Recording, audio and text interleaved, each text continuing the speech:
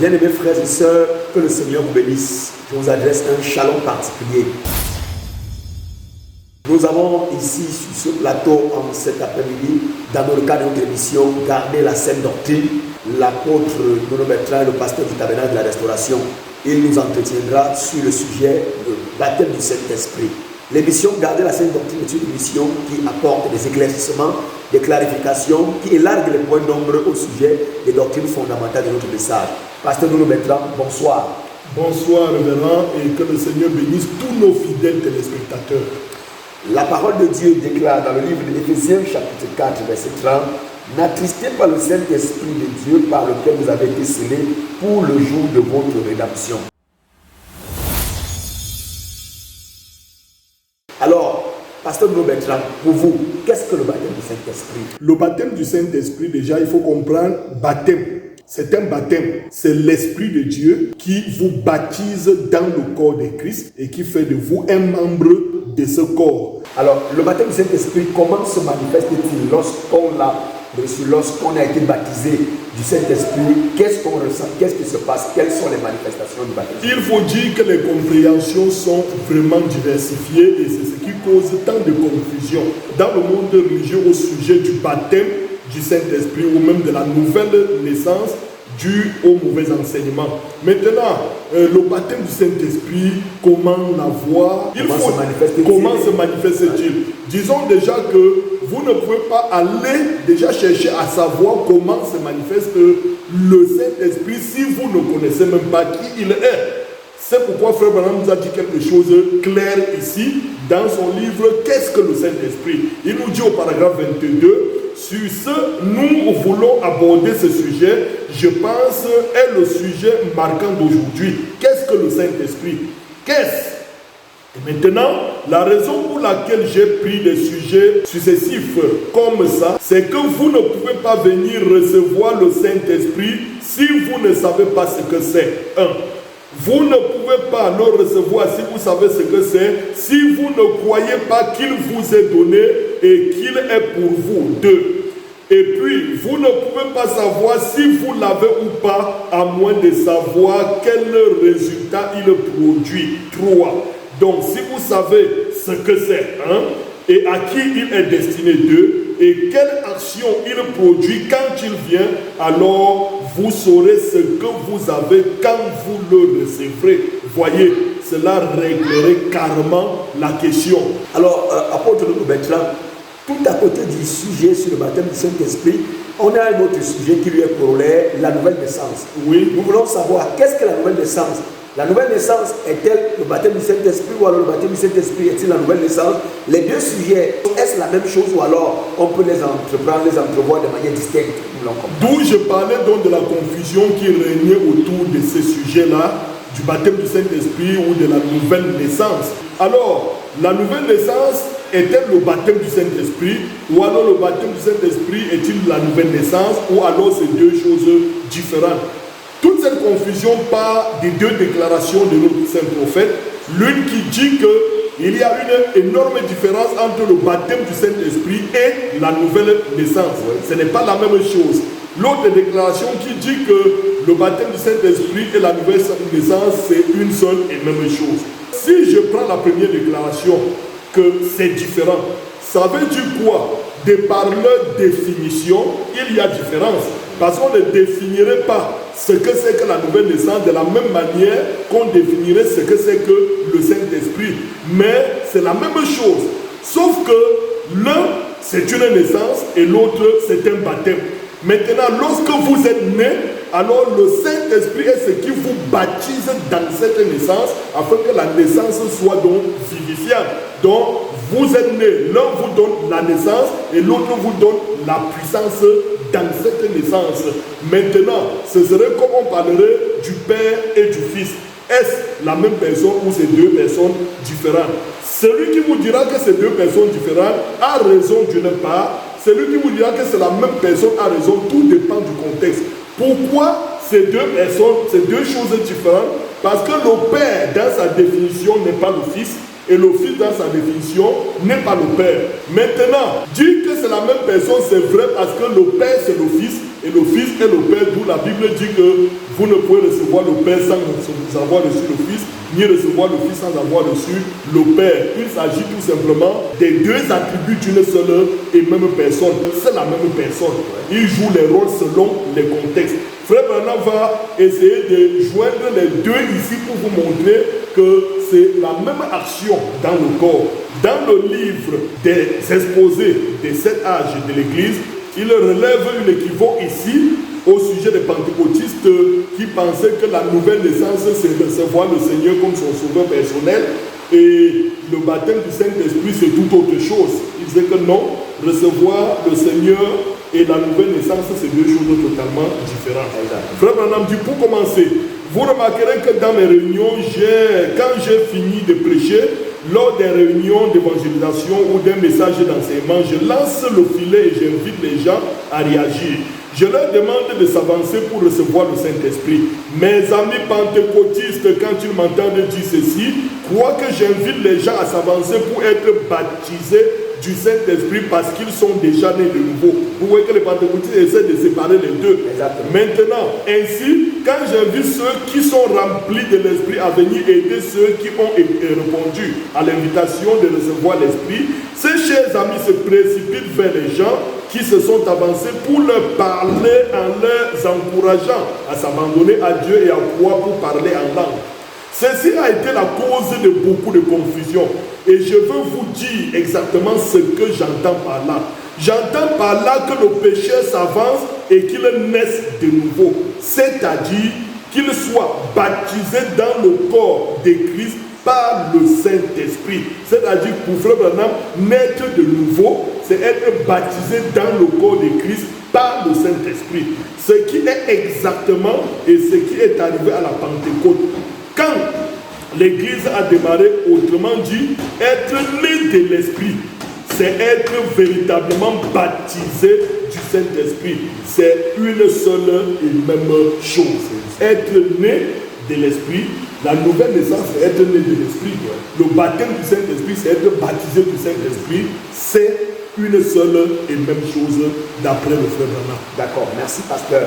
Alors, pasteur Nono, après avoir apporté tout cet éclaircissement, dis-nous, comment est-ce qu'un croyant qui vient vers vous peut recevoir le baptême du Saint-Esprit? Dis-nous, comment expérimenter le baptême du Saint-Esprit ou alors la nouvelle naissance? Est-ce qu'il faut prendre les deux de la même façon? Quel est le conseil? Quelle est l'approche?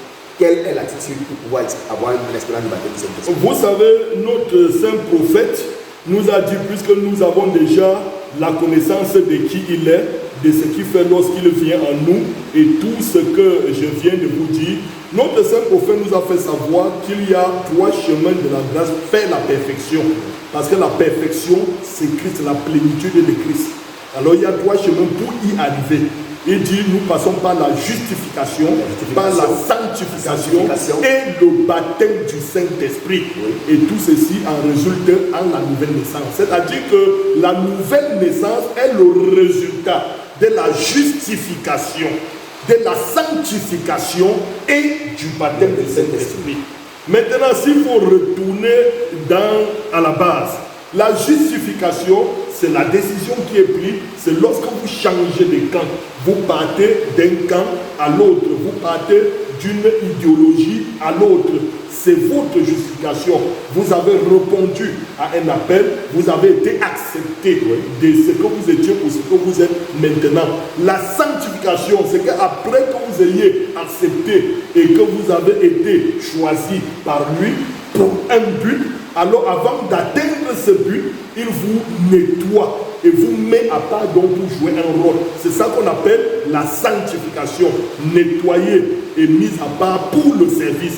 Lorsqu'il vous a donc justifié en vous choisissant, en vous sauvant, en vous faisant partie de l'ancien camp au nouveau camp, il vous a nettoyé par la parole, la sanctification par la parole. Lorsque vous êtes déjà le reflet de son image, alors il peut vous utiliser, c'est ça qu'on appelle donc le baptême du Saint-Esprit. Il vous utilise par son esprit. Et là maintenant, quand vous êtes dans cet état où l'Esprit de Dieu vous a baptisé, alors vous êtes né de nouveau. Parce que le signe que vous avez traversé les 3 étapes, c'est que vous êtes une personne née de nouveau. Et maintenant, c'est un fondement sur lequel se repose la foi, la vertu, la connaissance, la tempérance, la patience, la piété et l'affection fraternelle. Et vous voyez donc, avant le sommet de la pierre de fête de la pyramide, il y a un espace vide écrit Saint-Esprit. Tenez-vous tranquille. Ce n'est pas une seconde venue du Saint-Esprit. Le Saint-Esprit est venu une seule fois à la Pentecôte. C'est donc pourquoi il faut comprendre lorsqu'on parle du baptême du Saint-Esprit que vous recevez à la base, qui vous donne la nouvelle naissance. Il faut comprendre que ceux qui ont cru au message de Malachie 4 prennent leur envol à partir du baptême du Saint-Esprit. Et ils commencent à grandir pour atteindre la perfection. Ces baptêmes du Saint-Esprit, c'est ce que les apôtres ont appelé les arts de l'Esprit. Les apôtres ont reçu les arts de l'Esprit. Et les plumes ont commencé à pousser à travers les arts pour atteindre cet âge où nous recevrons le versement total et complet. C'est ça la plénitude de l'Esprit. Ce n'est pas une autre venue de l'Esprit. Ce n'est que le versement total des arts qui avaient été reçus dès la base. Et c'est ce qui attire maintenant sur l'épouse la pierre fêtière. En fait, c'est cela le chemin pour arriver donc à la chose. Et maintenant, Frère Branham va poser le fondement ici, même de la pyramide de notre vie. Écoutez dans le message, monsieur, est-ce le signe de la fin? Frère Branham nous dira ici au paragraphe 201 à 203, il n'y aura plus de temps. Il annonce que le temps est terminé. Qu'arrivera-t-il? Qu'arrive-t-il? Cela pourrait-il être ainsi maintenant, mes frères? Réfléchissez sérieusement. Si c'est le cas, alors la pyramide est coiffée par les 7 tonnerres. Vous souvenez-vous du message sur la pyramide? C'est la pierre fêtière. Qu'a-t-elle fait? Le Saint-Esprit a coiffé l'individu. Il a scellé après que nous avons ajouté à la foi la vertu, la piété, la foi, etc. Nous avons continué à y ajouter jusqu'à ce que nous ayons 7 choses. Et la 7e, c'est l'amour. Qui est Dieu? C'est ainsi qu'il fait l'individu. Il le coiffe et le scelle du Saint-Esprit. Alors, si c'est ainsi, il a eu 7 âges de l'Église dans lesquels ont été proclamés 7 mystères pour lesquels ils ont combattu afin de ramener. Et maintenant, la pierre fêtière vient pour coiffer l'Église. Est-ce que cela veut dire, les 7 tonnerres, mes frères, messieurs, est-ce là où nous en sommes? Dans le chef d'œuvre, pour conclure cette petite pensée, Frère Branham dit au paragraphe 136, remarquez, parce qu'il faut comprendre, beaucoup de nos frères en enseignant sur le baptême du Saint-Esprit, en nous présentant la nouvelle naissance au haut de la pyramide, ce que je ne vois d'ailleurs pas, parce que mon prophète, en enseignant dans la statue d'un homme parfait, fait son croquis, la pyramide, et place la nouvelle naissance au bas de la pyramide. Et nous savons tous que nous avons traversé la justification, la sanctification, le baptême du Saint-Esprit et nous avons été nés de nouveau. C'est pourquoi, à partir de cette nouvelle naissance, nous avons donc le piédestal sur lequel s'est construit pour atteindre ce qu'on a vu en haut, Saint-Esprit, qui n'est pas une seconde venue, mais qui est la plénitude, le versement total. C'est pourquoi il faut donc comprendre que le baptême du Saint-Esprit vient, même si on prend le texte d'Ézéchiel, qui parle de la nouvelle pensée, n'est-ce pas, d'un cœur nouveau, d'un esprit nouveau, et de son esprit, et tout cela, il parle de 4 choses. Donc nous avons la justification, sanctification, baptême du Saint-Esprit et le Saint-Esprit. Ça c'est une version que beaucoup n'ont pas souvent compris. Et voici ce que dit le prophète. Remarquez, ici la vie qui était dans la balle, dans la tige, dans les graines, dans la balle, tout ça se rassemble dans la sémence. Et la vie qui était dans la tige a servi. L'une a servi à former l'autre. La justification a ouvert la voie à la sanctification. La sanctification a ouvert la voie au baptême du Saint-Esprit. Le baptême du Saint-Esprit a ouvert la voie au Saint-Esprit lui-même pour qu'il descende dans sa perfection en ramenant la parole de nouveau pour pouvoir se manifester. Voilà, merci apôtre Bertrand. Puisque nous tendons déjà vers la fin de cette émission, je voudrais vous poser cette dernière question. Je voudrais vous demander, apôtre Bertrand, aujourd'hui, pourquoi Est-ce que nous avons de la difficulté dans nos assemblées d'amener les fidèles que vous avez ou d'autres pasteurs à expérimenter le baptême du Saint-Esprit? Qu'est-ce qui fait problème? Pourquoi de moins en moins on expérimente le baptême du Saint-Esprit? Pourquoi de moins en moins les gens sont baptisés du Saint-Esprit alors que c'est une promesse des Écritures, alors que c'est le fondement? D'après vous, qu'est-ce qui va pas? C'est parce que les choses ont été très mal placées. Parce que pour arriver au baptême du Saint-Esprit, il faut commencer par le commencement. Ouais. Il faut amener d'abord les gens au fondement. La parole de Dieu, Jésus-Christ a commencé son évangélisation par « repentez-vous ». Tous les apôtres ont commencé par « repentez-vous ». Et puis, il a toujours interpellé les gens à la repentance et à la nouvelle naissance, même jusqu'à ce qu'ils partent de la terre.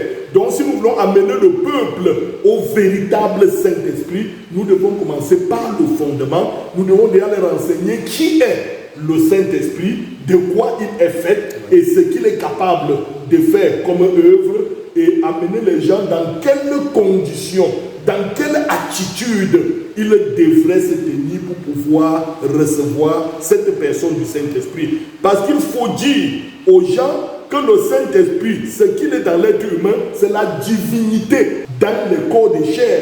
Vous êtes un corps de chair, donc vous êtes une partie de la divinité qui est cachée au ciel, manifestée ici sur la terre.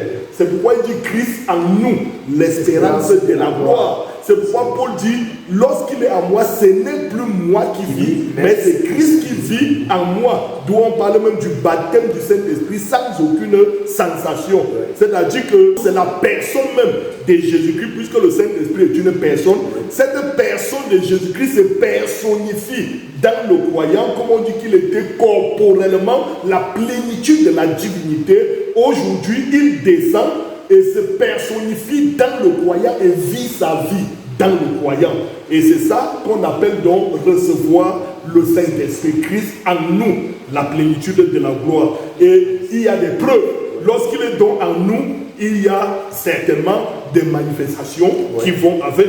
Là, on nous a dit que l'une des preuves qu'on ait reçu le Saint-Esprit, c'est que nous avons les yeux ouverts à la révélation de notre jour. Le Saint-Esprit, c'est le colis qui oint nos yeux, la claire compréhension de la parole et du message de notre jour. Même la Bible nous dit que le Saint-Esprit nous conduit dans toute la vérité. Il nous révèle, c'est un révélateur. Alors, donc, le Saint-Esprit est là, c'est un enseignant.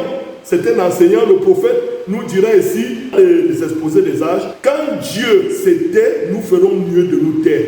Mais quand il parle, nous ferons mieux de parler, nous aussi, et de dire ce qu'il a déjà dit. Il nous a dit que le signe, c'est-à-dire ce qui se produirait après avoir été baptisé du Saint-Esprit, c'est que l'enseignant viendrait nous enseigner toute la vérité. Mais cet enseignant est un enseignant intérieur, pas un enseignant extérieur. Si l'esprit n'était pas à l'intérieur, vous n'entendriez pas la vérité et ne la recevriez pas par révélation. Même si vous l'entendez à longueur de journée, c'était le signe que l'esprit habitait à l'intérieur de l'apôtre Paul. Ceux qui étaient remplis du Saint-Esprit entendaient la parole, la recevaient et vivaient par elle.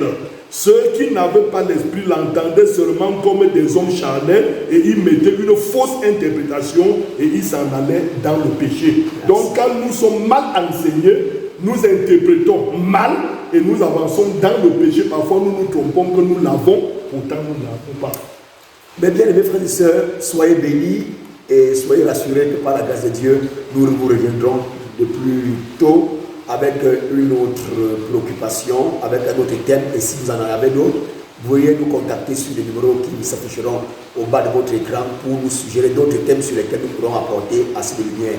En attendant cela, nous disons merci au pasteur Bertrand. Je vous remercie plutôt. Que Dieu vous bénisse et à la prochaine.